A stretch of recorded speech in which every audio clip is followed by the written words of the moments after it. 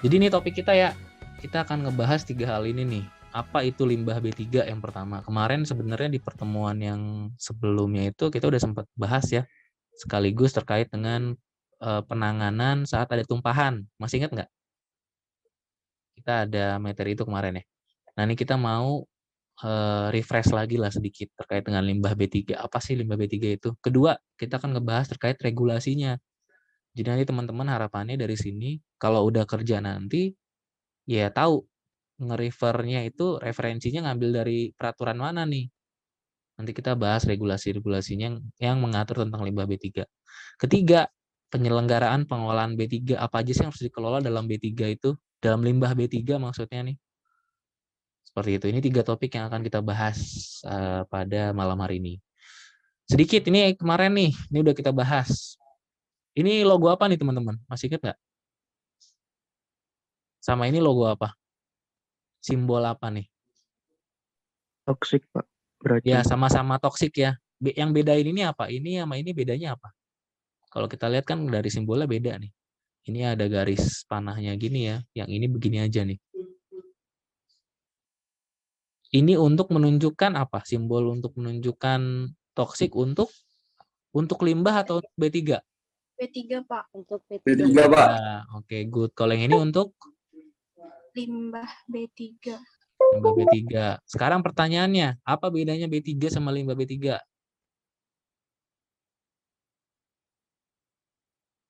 Bedanya apa? Kenapa harus simbolnya dibedain? Kalau limbah B3 itu hasil produksinya, Pak.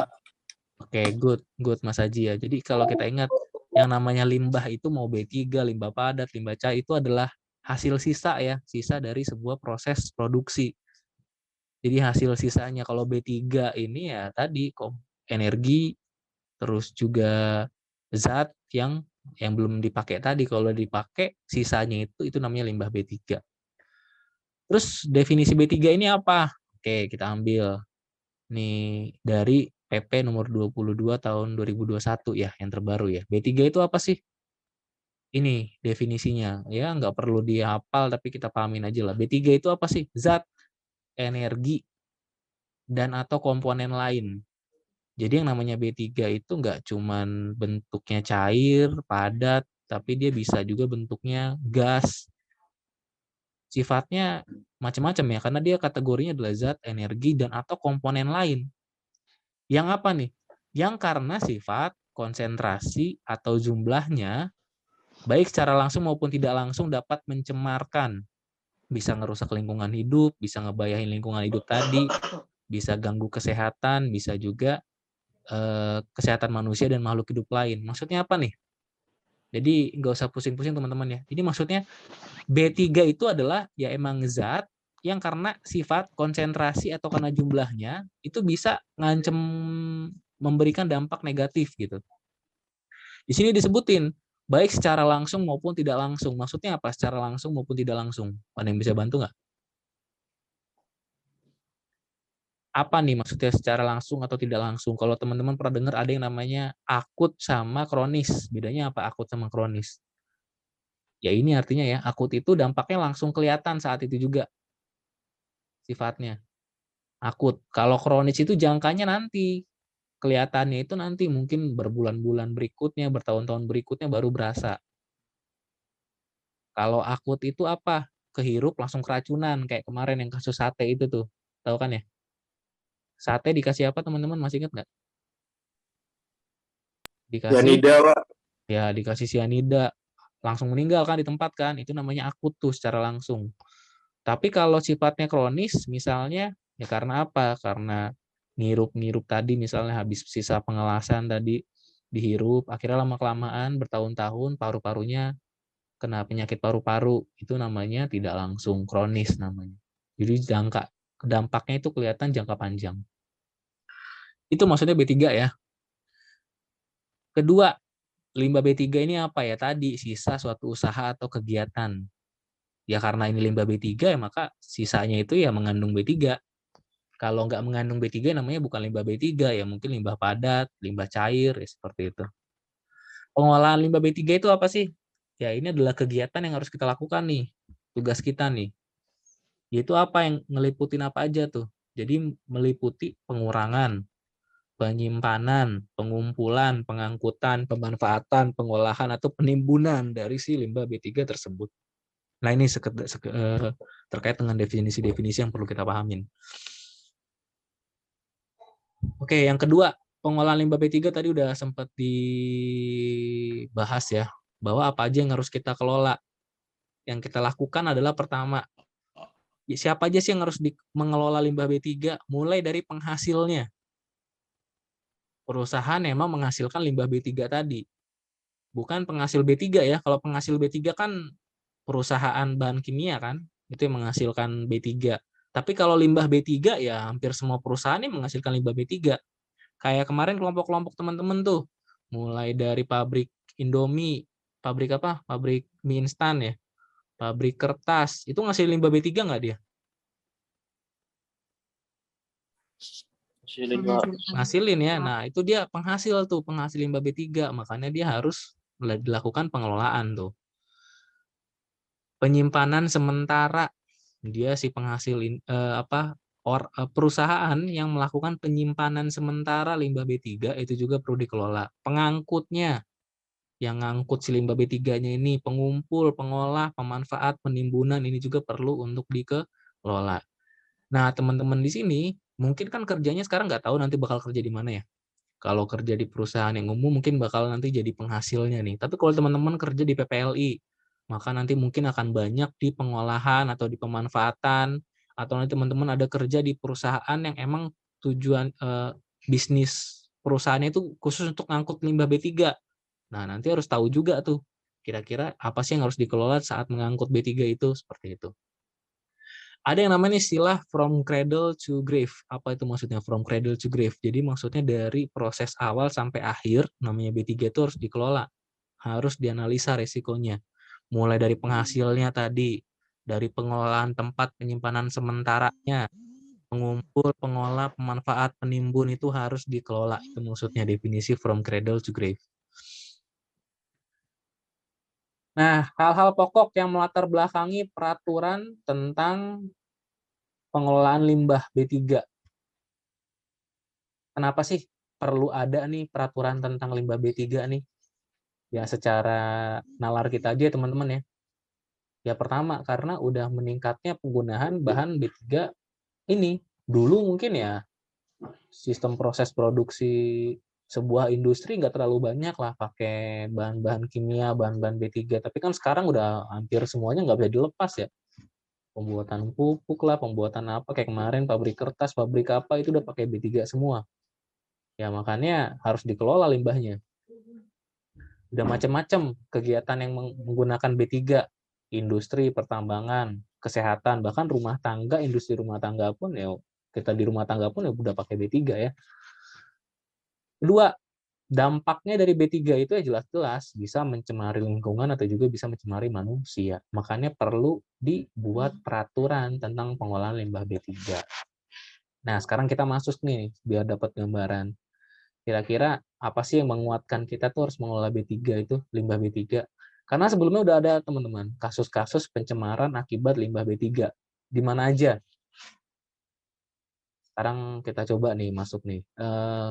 Pernah terjadi ya, mungkin teman-teman tahu, di Teluk Minamata, Jepang. Kejadiannya seperti apa? Ini sama kejadiannya karena tercemar limbah B3 juga. Yaitu pabrik pupuk kimia. Bernama siapa nih? Chiso Chemical Corporation. Yang berdiri akhir tahun 1930. Dia menghasilkan limbah mengandung Hg. Hg itu ya air raksa atau merkuri ya. Di mana dari sini dia mengandung limbah itu masuk ke dalam sungainya ya, ke sungainya sih di Teluk Minamata ini. Akhirnya apa? Ya akhirnya keracunan ya pada nelayan. Pertama-tama sih katanya sih itu yang dilihat adalah kucing-kucing sekitar di daerah Teluk Minamata ini yang mulai kejang-kejang, aneh, terus mati. Sampai akhirnya ke warga-warga sekitar. Parameter pertama itu saat dilihat ada kucing-kucing pada mati itu. Nah, terus ya udah mulai banyak akhirnya ditemukan para nelayan, para masyarakat sekitar itu keracunan merkuri. Merkuri ini apa sih kalau keracunan? Ya dampaknya banyak ya. Yang paling umum sih ya gangguan saraf. Kayak gini nih, seperti ini. Gangguan saraf motoriknya itu terganggu. Ya kalau kena ke ibu hamil, ya dampaknya ke mutasi anaknya juga ya. Makanya ngeri ini. Kalau nggak salah nih sekitar ribuan, 1.700-an yang meninggal, ya yang sakit, yang gangguan kesehatan itu lebih banyak lagi jumlahnya. Jadi ngeri. Kedua, ada yang namanya kasus kabut dioksin di Seveso di Italia. Kalau ini limbah B3 tapi bentuknya gas ya. Jadi akhir 1960 ada industri farmasi ini, asal Swiss. Dia milih si Seveso ini di Italia ini sebagai lokasi pabrik. Menghasilkan apa? Ya ini nama alatnya, nama bahannya ya, triklorofenol. Untuk apa sih? Untuk disinfektan, untuk kosmetik, dan herbisida. Pabrik ini biasanya ngasilin asap yang berbau. Cuman waktu itu masyarakat sekitar karena udah sering ya nggak terlalu terganggu dia karena baunya itu ya masih umum lah. Cuman kecelakaan terjadi waktu itu pada tanggal 10 Juli 1976. Ada 1 kilogram dioksin terbuang, terus ngebentuk kabut, akhirnya ya mencemari warga sekitar ya. Dampaknya apa? Itu nyata. Tadi ada dampak akut dan ada dampak kronis. Dampak akut kalau kena anak-anak tuh langsung kulit-kulitnya pada seperti ini nih. Ada gangguan di kulit. Kalau dampak kronisnya, itu dulu sempat ada temuan juga sama ibu hamil itu dilarang kalau bisa. Bahkan ceritanya, kalau bisa ibu hamil itu kalau di daerah situ ada ibu hamil itu lebih baik digugurkan aja karena pasti nanti akan ganggu anaknya katanya. Dan kalau kena laki-laki dewasa akan mempengaruhi ya sistem sarafnya juga dan juga ke faktor hormonnya juga itu akan terganggu. Jadi dampaknya luas banget. Berikutnya ada kasus Kepone di Hopewell di Amerika. Namanya ada perusahaan alit dia mensubkontraktorkan pekerjaan pembuatan pestisida ke LSP Kepone. Ternyata secara ilegal si subkontraktor ini membuang limbahnya nih ke Sungai James namanya. Ya, di samping itu banyak pekerja yang keracunan pestisida sehingga tahun 1975 ditutup. Kasus penyebaran EDB di Amerika juga jadi masalah nih tahun 1983 atau 1984 dengan ditemukannya EDB di makanan yang terbuat dari gandum. EDB merupakan pestisida yang bersifat karsinogenik. Ada yang masih ingat nggak karsinogenik ini apa nih? Yaitu bahan-bahan yang bisa menyebabkan kanker ya, sel kanker. Ini adalah kejadian-kejadian yang terkait dengan kasus pencemaran limbah B3. Ini kan rata-rata di luar negeri semua ya. Kalau di Indonesia sendiri pernah nggak sih, ada nggak sih? Ya sebenarnya banyak ya. Kalau di Indonesia juga, cuman mungkin banyak juga yang nggak terblow up, nggak terinformasikan mungkin secara masyarakat luas. Banyak yang kasus yang mungkin ditutup-tutupin sehingga nggak ketahuan. Cuman di sini ada dari beberapa penelitian di Indonesia pun pernah terjadi kasus pencemaran. Pertama, sama nih pencemaran Hg juga, merkuri, di mana di Pongkor, Jawa Barat, itu dari penemuan si peneliti Pak Gunradi ini ya tahun 2001 ya. Di Jawa Barat ini dilaporkan bahwa ada merkuri ini yang lebihin dari batas baku mutu yang sudah ditentukan di sedimen sungainya. Kemudian di Sulawesi Utara juga air mengandung si merkuri tadi di atas standar baku mutu. Dan juga ditemukan di dalam siput dan ikan. Di dalam ikannya itu kandungannya besar juga. Jadi jangan salah teman-teman ya, kita makan ikan yang mengandung merkuri itu juga bisa mencemari kita juga ya. Nggak harus kita kena merkurinya, tapi kalau ikan tadi mengkonsumsi merkuri, kita mengkonsumsi ikannya, kita bisa kena juga. Seperti itu. Pencemaran laut juga pernah terjadi juga. Ini penelitian dari Kunaevi dan Herto tahun 2001. Perairan di Kepulauan Seribu menunjukkan bahwa ada beberapa konsentrasi logam berat. Itu udah ngelampauin standar. 6 jenis ikan yang dikonsumsi ternyata mengandung ya logam-logam berat ini ya, CD, Cu, Pb, dan zinc nih. Dan Hg dan merkuri juga dalam konsentrasi jauh lebih besar dari baku mutu yang sudah ditentukan. Kemudian dari si penelitian Juang Sih tahun 2000 ya sama juga di pantai utara Tangerang tidak lagi memenuhi persyaratan untuk perikanan biota laut dengan telah melampaui batas sebanyak 40% dan 90%. Dan mungkin teman-teman nanya juga ya, ini emang penyebabnya dari mana nih? Ya banyak faktornya ya. Sebenarnya harus kita teliti lagi dari penelitian ini. Mungkin juga nggak teliti secara spesifik juga. terkait dengan apa aja industri-industri, perusahaan-perusahaan atau pabrik-pabrik yang mencemari di perairan-perairan tersebut. Karena kalau diselidiki lebih dalam itu seharusnya bisa ketahuan tuh dari mana kegagalannya perusahaan tersebut, emang sengaja kah atau memang ada kegagalan operasi sampai akhirnya limbahnya itu tercemar ke perairan yang ada di sekitar perusahaan tersebut. Oke, teman-teman, kalau ada pertanyaan langsung aja ya, nanya ya. Kita masuk kedua tadi itu terkait dengan kasus-kasus yang pernah terjadi terkait dengan limbah B3. Sekarang kita masuk ke peraturan perundangan. Memang peraturan perundangan apa aja sih yang ngatur terkait dengan limbah B3? Ya, ada beberapa peraturan ya. Dan saya harap teman-teman ini nggak asing lah sama peraturan perundangan ini. Sekarang mungkin teman-teman nggak kepakainya cuma buat ujian aja, tapi nanti saat kerja sebagai personil K3, nanti saat mau bikin pembuatan TPS di tempat kerja, di perusahaan teman-teman, kalian harus tahu referensinya apa. Karena buat pengelolaan limbah B3 itu semuanya berdasarkan peraturan perundangan, nggak boleh sembarangan. Yang namanya peraturan perundangan kan ada hierarkinya ya. Ada yang dari undang-undang dulu, turun ke peraturan pemerintah, ke peraturan menteri, terus ke masuk ke keputusan dari Bapedal. Jadi lembaga khusus yang ditunjuk oleh presiden untuk mengelola pencemaran atau pengendalian dampak lingkungan. Apa aja undang-undang pertama? Landasannya adalah Undang-Undang Nomor 32 Tahun 2009, yaitu terkait dengan perlindungan dan pengelolaan lingkungan hidup. Teman-teman harus tahu nih di sini nih. Ini yang kita pakai Undang-Undang Nomor 32 Tahun 2009. Di sini memang nggak secara spesifik ngebahas tentang limbah B3.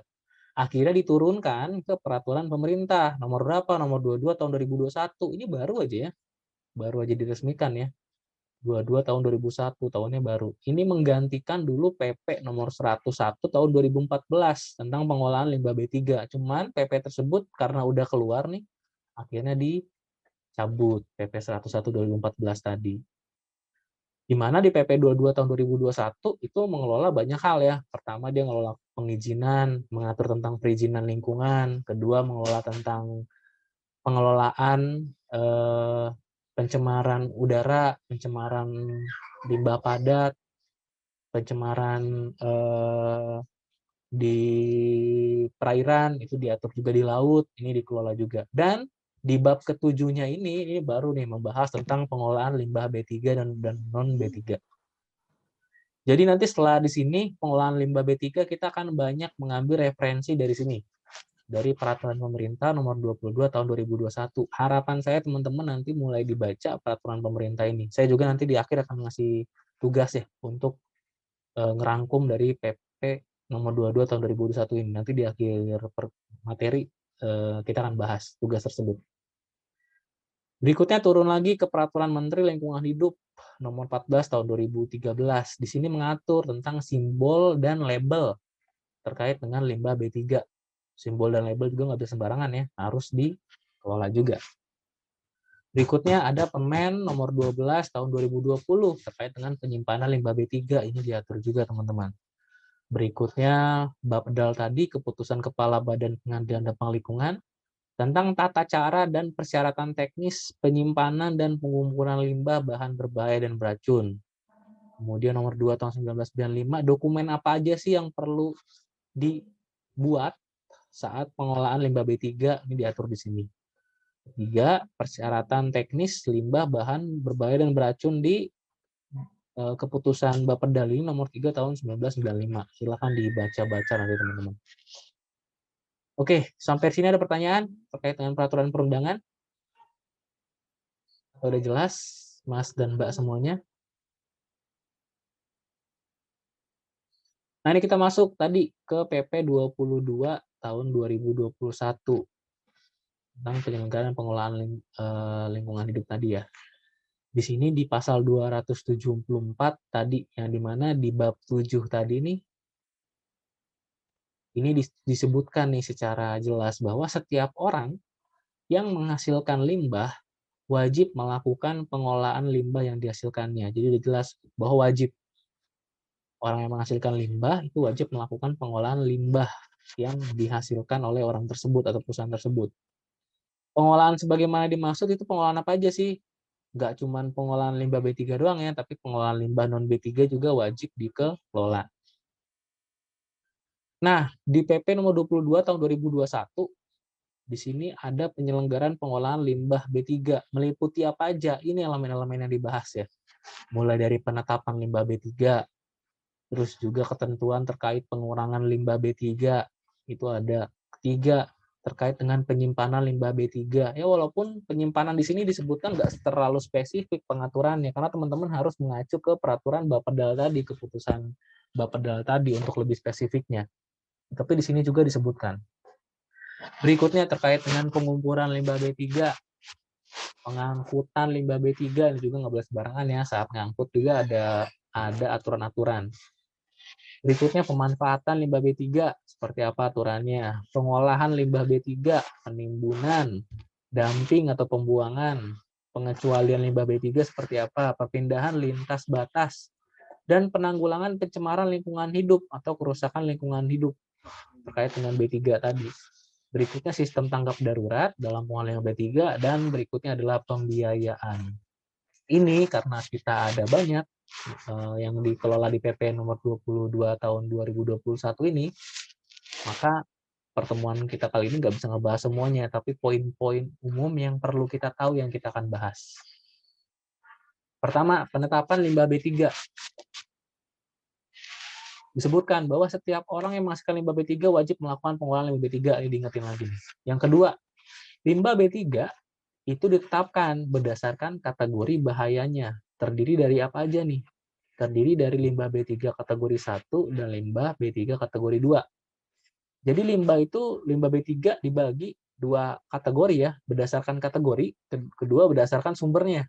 Kalau berdasarkan kategori itu ada kategori 1, ada kategori 2. Kalau berdasarkan dari sumbernya itu ada limbah B3 dari sumber yang tidak spesifik, ada yang dari limbah B3 dari B3 kadaluarsa, B3 yang tumpah, B3 yang tidak memenuhi spesifikasi produk yang dibuang, dan bekas kemasan B3.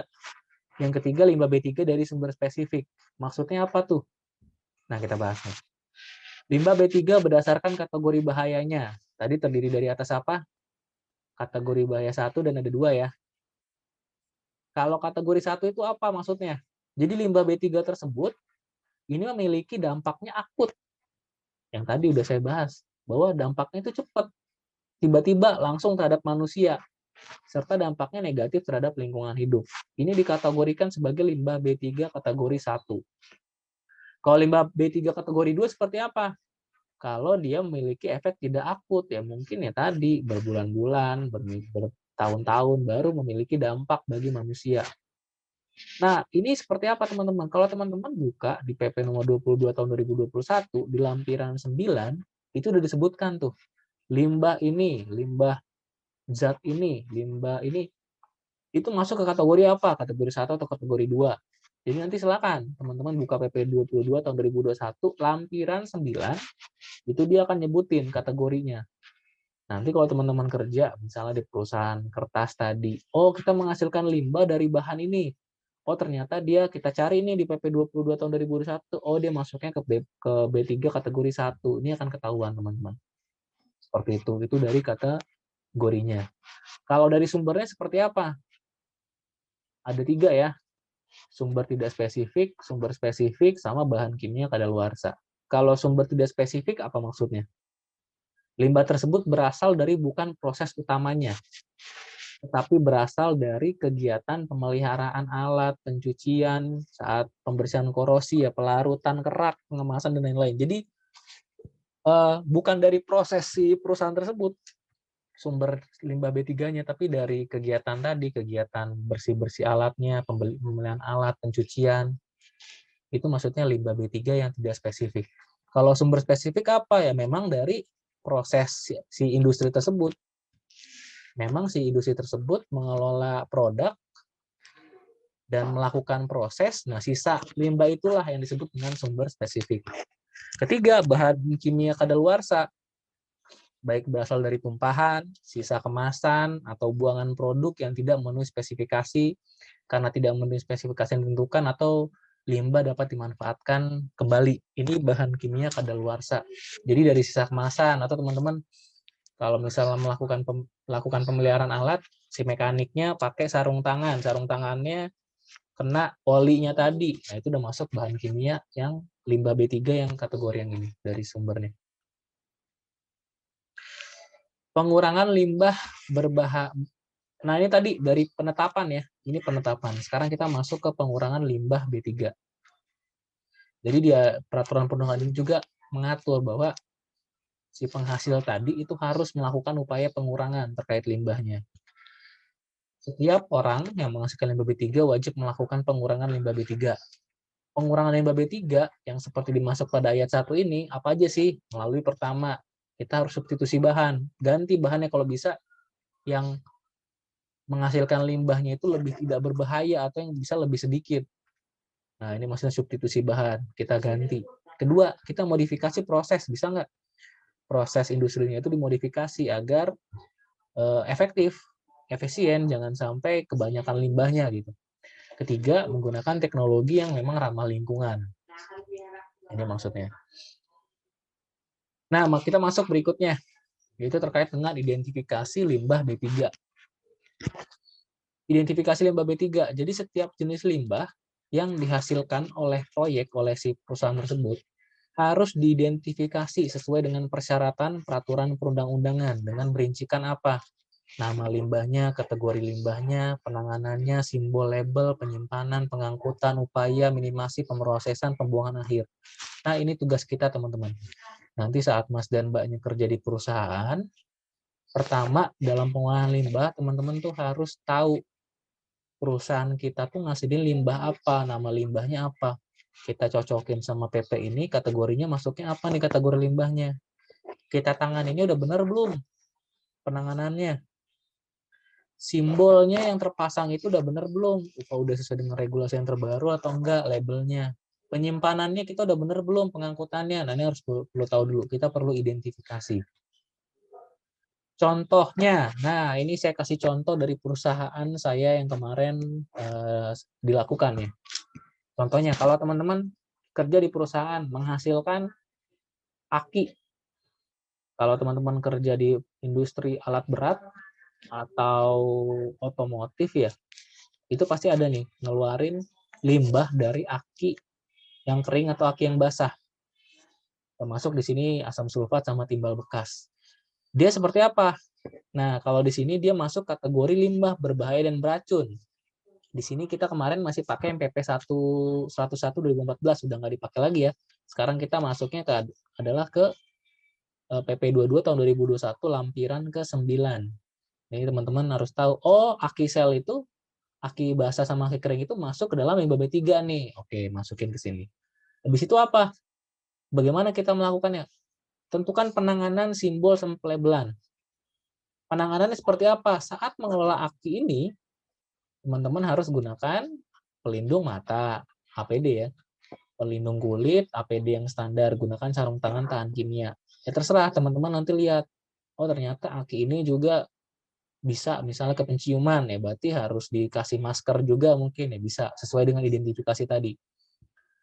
Pakaian pelindung dan pelindung pernafasan dapat dibutuhkan. Oke. Simbolnya seperti apa? Mengacu pada lembar data keselamatan bahan. Penanganannya ini maksudnya dari MSDS-nya ya, atau sekarang disebut safety data sheet. Ini kita ngatur ke sana juga. Aki sel basah mengandung asam sulfat yang sangat korosif. Oke, simbolnya apa nih untuk ini? Ada simbol beracun dan korosif kita pakainya.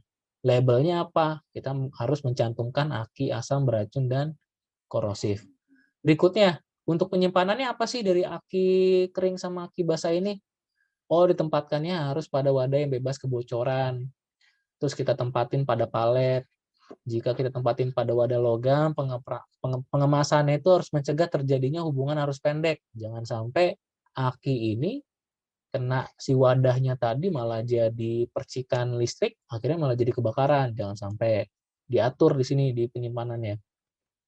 Jika rusak, letakkan pada wadah dengan segel yang rapat dan dilapisi oleh material absorban.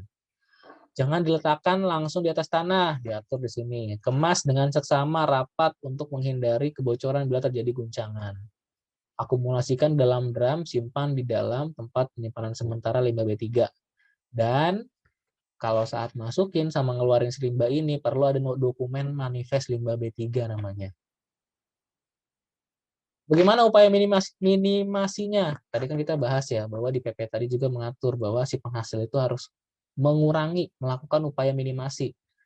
Oh, kita bisa nih dengan mengembalikan langsung ke vendor untuk didaur ulang.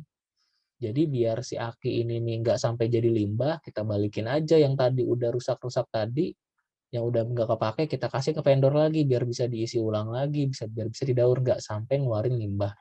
Atau kalau emang harus jadi limbah, maka ini perlu diproses ya. Cara prosesnya gimana? Kirim ke fasilitas pemrosesan atau vendor yang memang udah diakuin sama pemerintah untuk mengolah limbah B3 tersebut. Jadi seperti itu teman-teman, cara untuk mengidentifikasinya. Ini tugas teman-teman semua ya. Nanti saat jadi personil K3, apalagi kalau memang teman-teman nanti masuk ke divisi enviro atau lingkungan. Cek lagi, limbah kita lagi apalagi ya yang ini ya, yang bakal kita kelola ya. Oh, bagaimana dengan tanah-tanah yang terkontaminasi oleh minyak pelumas? Atau minyak pelumas yang bekas atau oli ya maksudnya nih ya, bahan kimia bekas kena tanah terkontaminasi, itu apa yang harus kita lakukan? Ini juga termasuk ke dalam kategori B3. Pengelolaannya seperti apa? Gunakan sama juga kayak tadi. Bagaimana penyimpanannya diatur juga. Ininya seperti apa diatur juga.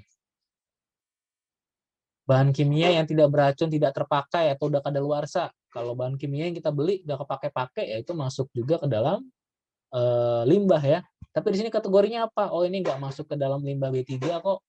Oke, berarti penanganannya nggak perlu pakai pengaturan dari limbah B3, pakai kategori limbahnya limbah padat aja misalnya. Atau limbah cair, seperti itu. Apalagi misalnya, puing, material sisa, drum, tong, atau kaleng, wadah pengemas limbah B3, ini masuk ke dalam apa? Nanti teman-teman perlu identifikasi. Seperti itu. Ada palet juga nih masuk limbah, ini apa? Nggak masuk ke dalam limbah B3. Bahan bekas nggak masuk ke dalam limbah B3. Oke, kalau di industri pertambangan ini banyak ya limbah dari ban-ban bekas truk-truk gitu tuh, itu jadi limbah juga. Kaleng aerosol nih, ini yang menarik nih. Pernah dengar nggak kaleng aerosol itu? Kaleng aerosol itu yang ada tekanan ya, ya kayak apa ya? Kayak pilox ya. Pilox, terus kayak semprotan-semprotan apa namanya? Yang menggunakan wadah pakai kaleng aerosol ya, kayak vape gitu ya, kayak buat nyemprot nyamuk, itu juga disebut kaleng aerosol tuh. Ini memang kategorinya tidak berbahaya dan beracun, tetapi limbahnya itu pakai pemrosesan dari pengelolaan limbah B3 dia. Nggak boleh dibuang sembarangan. Karena dia mudah terbakar pertama, dan juga ada tekanan di situ. Makanya kalau ada limbah kaleng aerosol terus dikelola sesuai dengan pengaturan dari limbah B3 juga yang diakui oleh pemerintah. Seperti itu teman-teman. Jadi ini gambaran saat identifikasi, saat kita kerja limbah B3 itu apa yang harus kita lakukan. Sampai sini ada pertanyaan nggak? Saya izin minum bentar ya. Tenggorokan saya agak seret.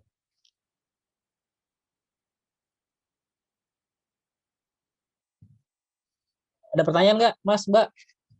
Kecepatan atau gimana? Atau kelamaan? Suara saya masih kedengeran kan ya? Kedengeran. Masih Pak.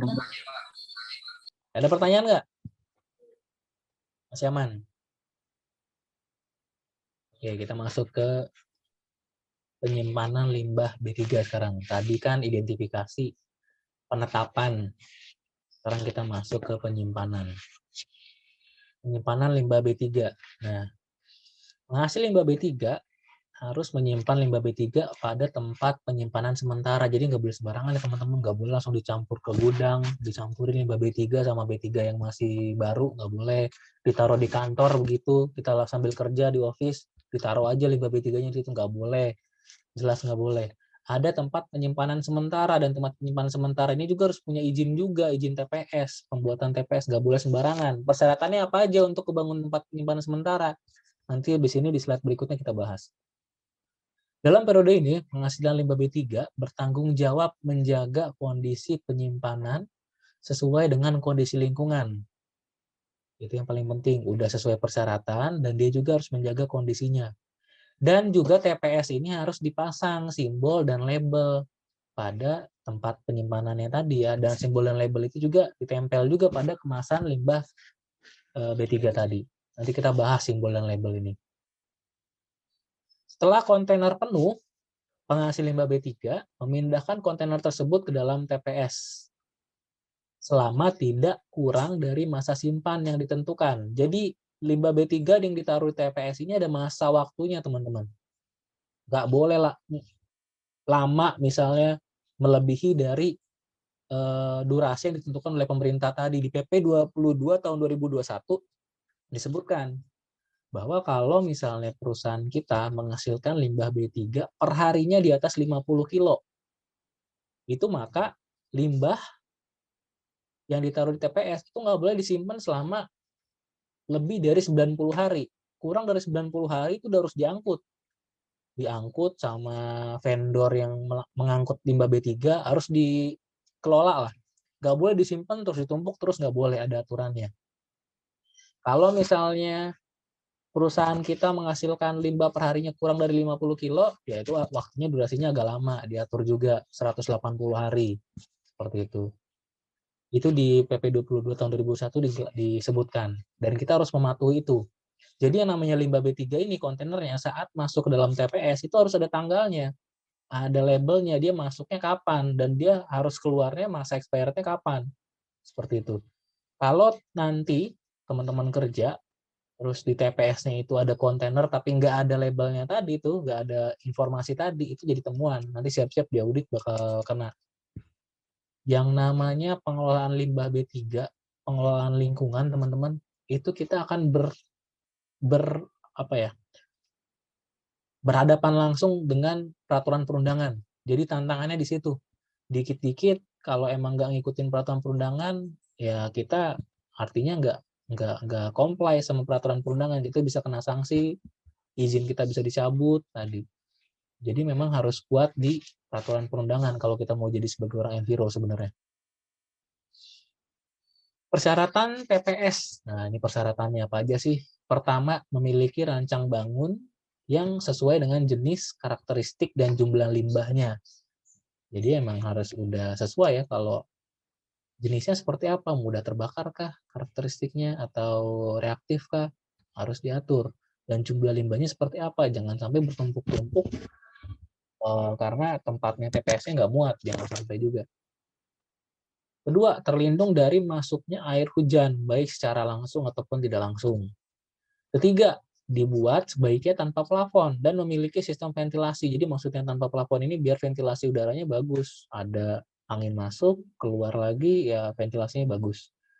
Dan untuk mencegah terjadinya akumulasi gas. Kenapa akumulasi gas itu ya ngeri ya, karena dapat berpotensi terjadinya peledakan. Keempat, memasang jaring atau bahan lain. Fungsinya untuk apa?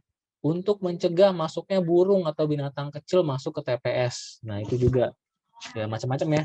Mungkin burung atau binatang kecil tadi ya bisa keracunan juga, atau bisa juga malah jadi bahaya baru untuk si limbah B3 tadi. Terus yang berikutnya, ini juga penting, memiliki sistem penerangan, lampu kah atau pakai cahaya matahari harus memadai untuk operasional penggunaan atau inspeksi rutin. Jadi namanya TPS itu kan harus diinspeksi terus tuh. Jangan sampai lampunya nggak bagus juga, penerangannya nggak bagus. Termasuk penerangan yang dipasang minimal 1 meter di atas kemasan dengan saklar pada sisi luar bangunan. Jadi saklarnya kenapa harus di sisi luar bangunan? Takutnya ada percikan ya, akhirnya jadi kebakaran. Itu maksudnya, makanya nggak di dalam bangunannya. Dilengkapi dengan sistem penangkal petir. Ya sama alasannya untuk pencegahan kebakaran juga, makanya perlu sistem penangkal petir. Dilengkapi dengan simbol yang sesuai dengan karakteristik limbah yang disimpan. Ini udah jelas juga, nanti kita bahas terkait dengan simbol ini. Dan lantainya, kalau bisa ya di beton ya, lantainya kedap air, tidak bergelombang kuat, dan dibuat melandai turun 1% ke arah bak penampungan. Maksudnya biar apa? Biar kalau ada ya tumpahan, itu dia nggak tergenang, tapi bisa masuk ke dalam bak penampungan. Pada bagian luar bangunan, kemiringan lantai diatur agar air hujan mengalir menjauhi bangunannya. Ini juga udah jelas, jangan sampai nanti malah banjir masuk ke dalam TPS. Itu berbahaya lagi. Nah, ini persyaratan minimum untuk tempat penyimpanan sementara nih. Sebaiknya bisa ditambahin juga, misalnya sediakan chemical spill ya. Jadi kalau ada tumpahan berarti harus ada absorbennya. Kemarin kita udah sempat bahas di pertemuan yang sebelumnya. Harus ada oil boom. Kalau ada tumpahan jadi bisa langsung segera ditangani. Gimana kalau TPS itu menyimpan lebih dari satu karakteristik? Jadi misalnya yang satu bahannya reaktif, satu lagi mudah terbakar misalnya. Seperti apa kalau dia karakteristiknya berbeda? Pertama, si TPS tersebut harus memiliki kompartemen untuk menyimpan limbah yang sesuai karakteristiknya. Kompartemen ini maksudnya kayak pembatas gitu ya. Kedua, dipisahkan oleh dinding di antara kompartemen. Jadi kompartemen tersebut tuh dipisahkan oleh dinding untuk menghindari pencampuran tumpahan limbah. Jangan sampai ada tumpahan masuk ke dalam kompartemen yang lain. Memiliki bak penampung tumpahan limbah dengan volume yang memadai. Kemarin kita udah sempat bahas, bak penampung atau secondary containment. Itu volumenya harus memadai ya, setidaknya 110% dari penampung dari si kemasan limbah tersebut yang paling besar. Maka si bak penampungnya ini harus 110%. Jadi kalau itu seandainya bocor, ya bisa nampung si limbah tadi, seperti itu. Dan perlu ada sistem drainase yang mampu menampung tumpahan limbah B3. Jadi sistem drainase juga harus bagus. Sarana pendukung yang harus tersedia apa aja nih dalam TPS? Pertama, perlu ada peralatan dan sistem pemadaman kebakaran. Ini penting. APAR setidaknya ada. APARnya jenis apa nih? Kalau misalnya dia hidrokarbon, kira-kira APAR yang paling tepat apa? Kelas A, kelas B, atau kelas C, atau kelas D, teman-teman? Masih ingat nggak? Hidrokarbon itu ya kayak bensin, oli gitu ya. Pakai APAR jenis apa? Masih ingat nggak? Kalau nggak ingat, jurusan Fire and Safety kebangetan nih. Kelas B, Pak, kelas B. Kelas B. Kenapa kelas B, Mas? Kenapa nggak kelas A? Atau kenapa nggak kelas C? Kan buat cair ya, Pak ya. Kalau buat cair kan kelas B. Oke, mantap Mas Avandi ya. Kalau untuk cair itu pakai kelas B. Itu medianya apa kalau kelas B itu? Tepung kah? Atau air kah? Atau apa? Masih ingat nggak? Kelas B itu foam. Pakai Oh, foam. oke, mantap ya. Jadi memang sebaiknya adalah pakai kelas B tadi pakai foam ya. Yang namanya limbah hidrokarbon cair. Kenapa nggak cocok pakai kelas A? Kelas A itu medianya apa sih? Itu kan untuk Kelas B itu limbah air. air ya. Itu untuk media kebakarannya adalah padat ya. Makanya pakai air. Kenapa nggak cocok untuk tumpahan bensin misalnya? Tumpahan oli bekas, limbah B3 oli bekas. Kenapa nggak cocok pakai APAR kelas A?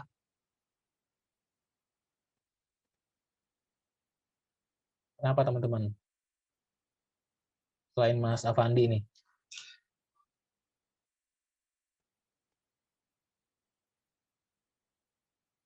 Yang bisa bantu? Mas Acep. Mas Acep. Nomor NIM-nya 18. Mas Acep dengar nggak?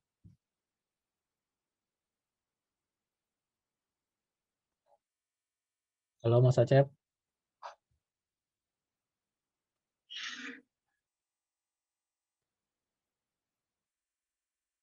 Mana nih Mas Acep nih?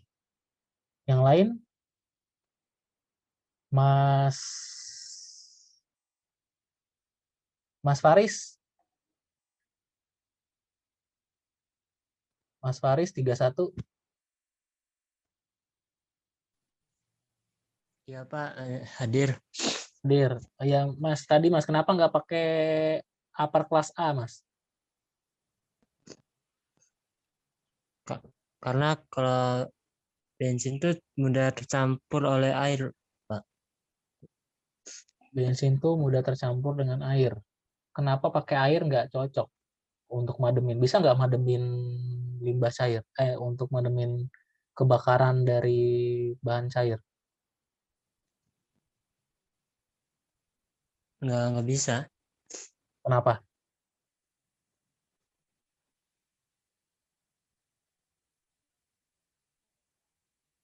Kenapa nggak bisa?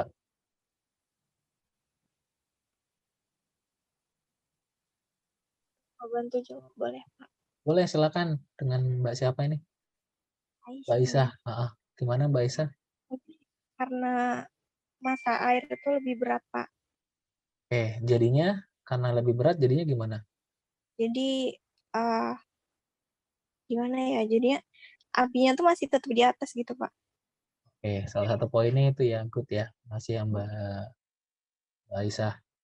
Ya betul ya, jadi nggak efektif untuk mademin karena tadi masa airnya berat, si hidrokarbonnya tadi maka kan naik ke atas, apinya kan masih nggak efektif untuk mademin lah. Kedua, berbahayanya lagi adalah karena tadi masuk ke bawah, si kebakarannya tadi itu malah jadi nyebar, malah meluas. Nah itu juga yang kita takutkan, makanya teman-teman kalau nanti ada penyimpanan TPS disuruh pilih APAR, jangan pilih APAR yang dari air tadi. Atau ya sebaiknya memang pakai foam ya. Bisa pakai kelas C, bisa ya. Pakai CO2 bisa. Walaupun agak boros di situ, kurang efektif. Ya, makasih ya Mbak Aisyah. Kedua, pagar pengaman. Pagar pengaman juga perlu ya, agar tadi ya aman dia. Jadi jangan sampai aktivitas luar juga bisa kena si TPS tadi.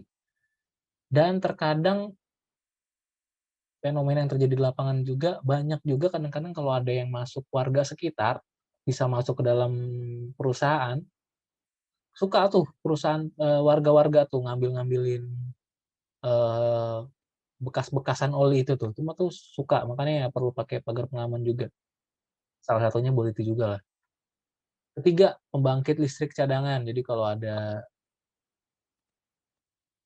pembangkit listrik cadangan ya jelas ya. Jadi kalau ada kematian listriknya mati ya kita masih ada sumber listrik cadangan lain. Fasilitas pertolongan pertama, ya P3K, kotak P3K itu juga perlu. Peralatan komunikasi juga perlu. Kalau ada tumpahan, ya maka bisa diinformasikan segera. Gudang tempat penyimpanan peralatan dan perlengkapan, ya gudang khusus lah ya untuk naruh-naruh peralatan tadi nih. Pintu darurat perlu dijelaskan juga, terus juga sign-sign evakuasinya, itu juga perlu. Dan alarm juga penting. Kalau ada kebakaran tadi, itu bisa diinfokan melalui alarm. Ini sarana pendukung yang harus tersedia. Nah ini ilustrasinya nih. Jadi kalau naruh limbah tadi nih, kan dimasukin ke sini nih. Ini konstruksinya nih, TPS-nya nih. Sebaiknya sih tadi ventilasinya bagus ya.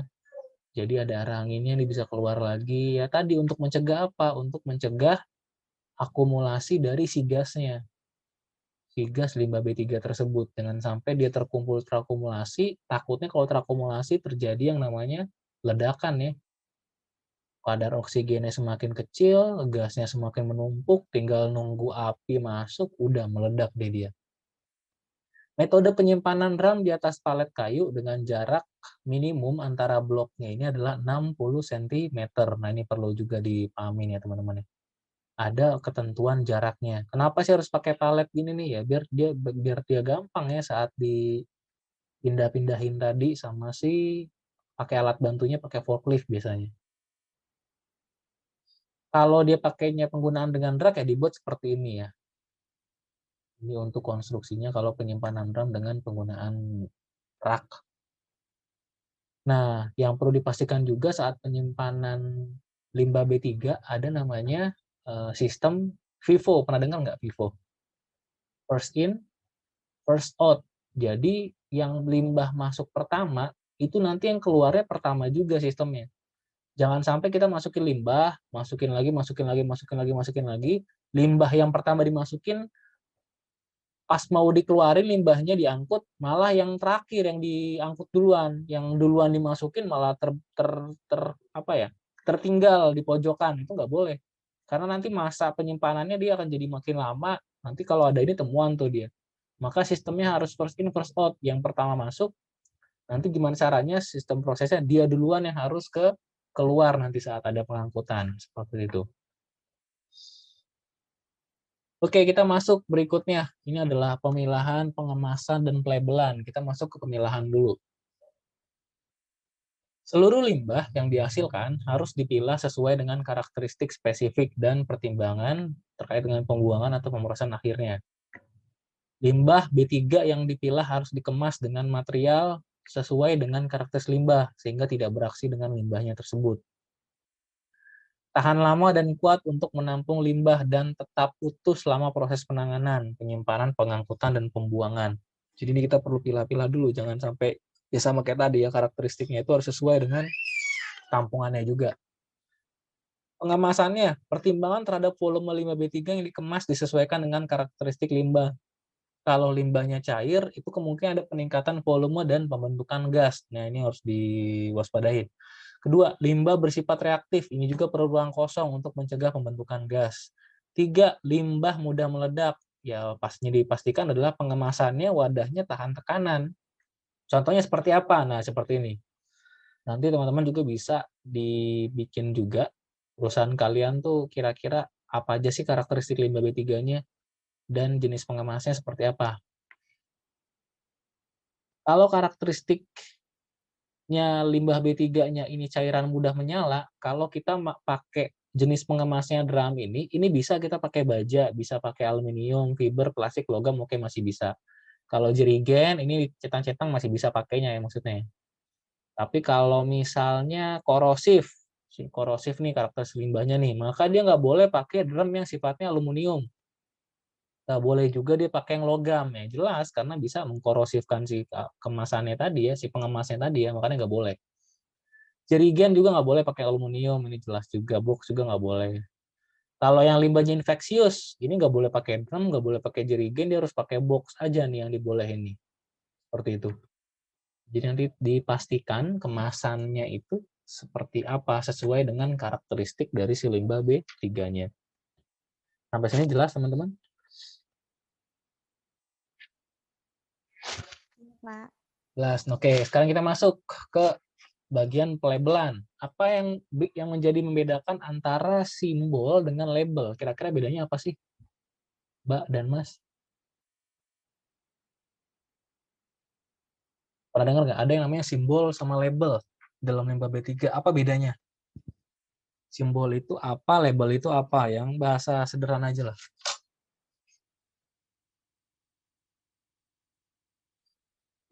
Kalau dengar kata simbol itu apa sih teman-teman? Biasanya terbayangkan? Pak, label itu biasanya ini Pak, mengandung informasi. Informasinya kayak ini limbahnya tuh diproduksinya kapan, Oke, terus sifatnya gimana, dari perusahaan apa, kayak gitu Pak. Bobotnya berapa. Oke, Kalau good, Mas. simbol itu kayak apa ya? Kayak gambar gitu Pak. Jadi kayak logo yang apa ya? Yang mewakili dari zat tersebutnya tuh apa Pak? Oke, mantap. 100 tuh buat Mas Aji. Jadi benar ya, simbol itu identik dengan gambar ya. Sedangkan label itu biasanya terkait dengan informasi tadi yang disampaikan. Jadi itu bedanya. Simbol adalah gambar yang menyatakan karakteristik limbah B3. Jadi fungsinya itu aja dia. Untuk gambar yang menyatakan karakteristik limbah B3 ini apa nih? Apakah dia tadi reaktif, apakah dia mudah terbakar, ini simbol. Kalau label itu adalah tulisan informasi tadi ya, yang menunjukkan antara lain karakteristiknya juga dan jenis limbahnya seperti apa, jenis limbah B3-nya. Ini label. Simbol. Kita masuk nih. Simbol itu biasanya berbentuk bujur sangkar yang diputar 45 derajat sehingga membentuk belah ketupat. Yang kayak gambar tadi di slide pertama ya. Simbol yang dipasang pada kemasan si limbah B3-nya itu minimal, artinya bisa lebih dari segini nggak apa-apa, tapi dia minimalnya ukurannya harus 10 cm kali 10 cm. Sedangkan kalau di kendaraan, pengangkut limbah B3-nya, di kendaraannya, di truknya, itu minimalnya adalah 25 kali 25 cm. Fungsinya biar apa nih distandarin kayak gini nih? Ya biar terlihat ya, jangan sampai udah pasang limbol, udah pasang, tapi ternyata kekecilan, nggak ada yang bisa ngelihat juga. Ya buat apa kan? Nggak berfungsi juga. Simbol harus dibuat dari bahan yang tahan terhadap goresan. Nah, ini juga penting. Dan atau bahan kimia yang memungkinkan akan mengenainya. Warna simbol untuk dipasang di kendaraan pengangkutan limbah harus dengan cat yang dapat berpendar atau fluorescence. Apa tuh maksudnya tuh berpendar itu tuh? Artinya kalau dia kena cahaya itu bisa ngasih ini ya, ngasih kelihatan jelas gitu. Dia bisa memantulkan cahaya ya. Jadi simbol itu harus terbuat dari bahan tersebut. Terpasang pada sisi pengemas dan tidak terhalang oleh pengemas lain, itu juga jelas. Simbol yang terpasang tidak boleh dilepas sebelum isi dibuang dan dibersihin. Jadi harus terpasang terus tuh sama dengan limbah tersebut. Kalau masih ada limbahnya di situ ya harus terpasang terus tuh simbolnya. Itu dia untuk simbol. Contohnya seperti apa? Nah, yang kayak gini ya. Tadi berbentuk bujur sangkar tadi kayak belah ketupat seperti ini. Dan agak beda sama limbah B3 tadi ya. Kalau sama B3, kalau B3 kan ya simbolnya aja ya. Kalau ini kan ada tulisannya, ada tanda ininya, tanda tunjuknya seperti ini. Nah, ini untuk limbah B3. Di peraturan juga tadi di Bapedal juga terkait dengan simbol, teman-teman bisa lihat dia ngatur juga tadi ukurannya, tulisannya warnanya apa, seperti itu. Jadi bisa lihat dari situ. Jangan sampai berbeda sama simbol yang sudah ditentukan oleh pemerintah. Kalau untuk ini seperti apa warnanya? Nah, beda-beda ya. Ini sudah ditentukan semua. Untuk beracun, korosif, infeksius, berbahaya terhadap lingkungan. Sekarang kita masuk ke label. Label merupakan penandaan lengkap yang berfungsikan untuk memberikan informasi dasar mengenai kondisi kualitatif dan kuantitatif dari suatu limbah dalam kemasan suatu kemasan limbah. Maksudnya apa tuh kualitatif, kuantitatif? Jadi menjelaskan tadi karakteristiknya apa, sifatnya apa. Tadi kalau kuantitatif ya ini berapa besar nih jumlahnya, berapa banyak limbahnya. Itu disebutkan di dalam label. Label identitas limbah berukuran ini minimum juga 15 kali 20 cm, bisa juga lebih besar. Untuk label penunjuk penutup, ada lagi ya, label penunjuk penutup itu minimalnya 7 kali 15 cm. Nanti kita akan lihat contoh labelnya seperti apa. Terbuat dari bahan anti kimia dan juga dapat melekat kuat. Terpasang pada sisi pengemas dan tidak terhalang oleh pengemas lain, ya sama juga kayak simbol. Label yang terpasang tidak boleh dilepas sebelum isi dibuang dan dibersihkan. Contohnya seperti apa? Nah, ini dia. Ini adalah limbah yang label pengemas ya, label untuk ditaruh di dalam kemasan. Ada tulisannya, peringatan, limbah bahan berbahaya dan beracun, penghasilnya siapa nih, si perusahaannya disebutin, alamatnya apa, nomor penghasilnya, tanggal pengemasannya, jenis limbah, sifat limbah disebutin juga di sini. Nanti label petunjuk penutup, di sini juga ditempelin nunjukin bahwa penutupnya itu di mana sih tutupnya. Nah, ini arah panahnya nunjukin ke situ. Kalau kosong, dia dikasih juga label pengemas kosong, dikasih label seperti ini. Udah ada ketentuannya juga, teman-teman. Label juga nggak cuma di kemasannya doang, tapi di TPS-nya juga ya. Itu perlu ditempelin juga. Kalau dia dua karakteristik, si ininya, isinya TPS ini ya dikasih dua simbol juga, dua label juga. Seperti itu. Pada kemasan ya seperti inilah contohnya. Ini untuk nunjukin dia penutupnya, dikasih simbol, dikasih label. Kalau kosong ya cukup seperti ini aja ya. Dikasih label kosong.